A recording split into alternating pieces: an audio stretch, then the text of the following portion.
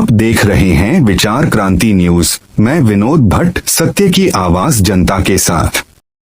आइए एक नजर डालें आज की खबरों पर। आज एसटी विभागના એમડી અને એમની સાથે એમની ટીમ અને ચીફ એન્જિનિયર અને અહીંનો સ્ટાફ લોકલ નવું જે બસ સ્ટેન્ડ થઈ રહ્યું છે એ નવું બસ સ્ટેન્ડ વહેલી તકે થાય એના આયોજન માટેની આખી બેઠક હતી।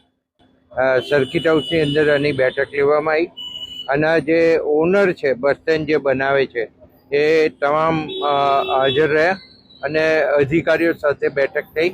ત્યારબાદ એમણે અહીંયા નવા બસ સ્ટેન્ડની વિઝિટ કરી છે અને વિઝિટ કરીને એમાં કેટલાક સૂચનો પણ કર્યા છે અને સાથે સાથે ટાઈમ લિમિટની અંદર કામ પૂરું કરવા માટે કોન્ટ્રાક્ટરને કહેવામાં આવ્યું છે અને એમાં બિલકુલ સ્પષ્ટતા સાથે એમને ચીફ એન્જિનિયરને પણ કહ્યું છે અને ચીફ એન્જિનિયરે નીચે એના માલિકને પણ કહ્યું છે કે આ ટાઈમ લિમિટની અંદર કામ પૂરું થવું જોઈએ।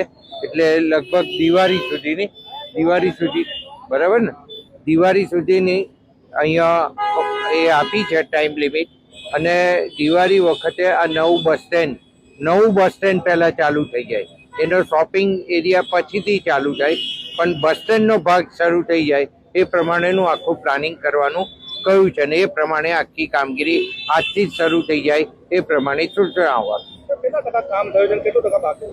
એટલે લગભગ 70% જેવું કામ થયું છે અને 30% જેવું કામ બાકી છે।